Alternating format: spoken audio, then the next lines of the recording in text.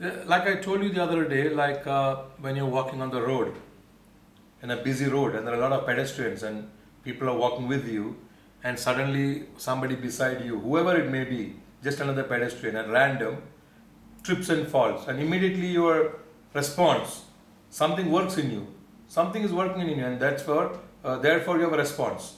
You quickly reach out to help that person. You want to catch him, you want to hold him before he falls. It's a quick response. And how does that response come? Where does it come from? Where does the drive to hold him quickly come from? Because it happens in split second speed. It's so fast that you do not really think about whom you are holding. You don't really have time to think whether he is rich or poor, literate or illiterate, citizen or non-citizen, but even gender. You're not really thinking about anything. You're not processing. Devoid of any processing, there's a quick response that you lend a hand to arrest that person from falling. Have you had some situations like this? Lots. So where does that response come from? And it's such a quick response. And such responses are never wrong. They're never erroneous. These responses that come little beyond processing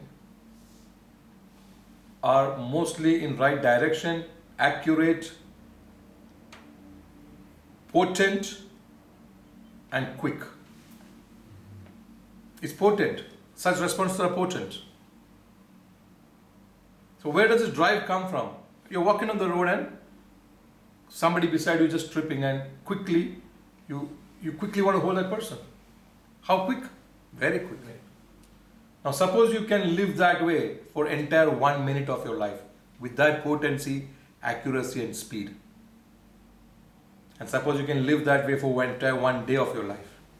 Or why not live like that for 1 month? With that potency, with that accuracy, with that speed of action. So that dimension is there, it's existing, which is a little beyond your routine intervention. Now, how to invoke that dimension? Because we are victims of our automatic repetitive behavior, which are the routine.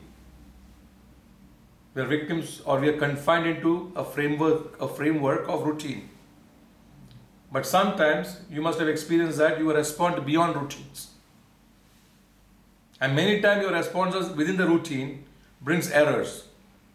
I would say a big percentage of your daily routine is to rework what you did already and has created some error.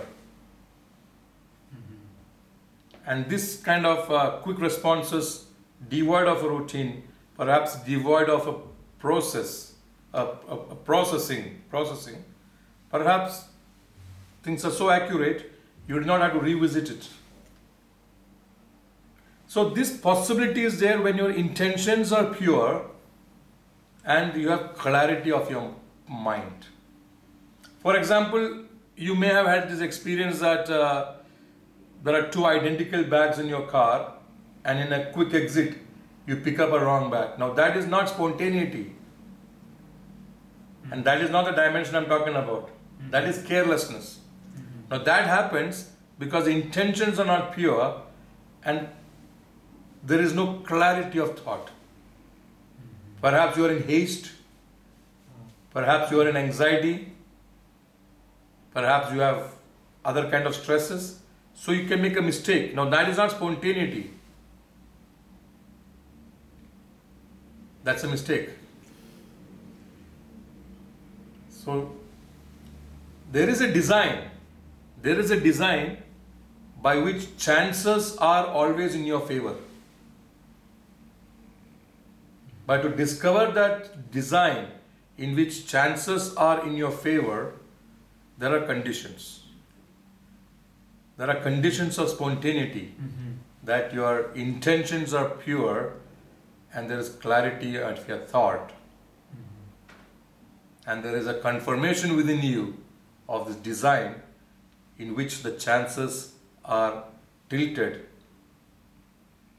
engineered to favor you.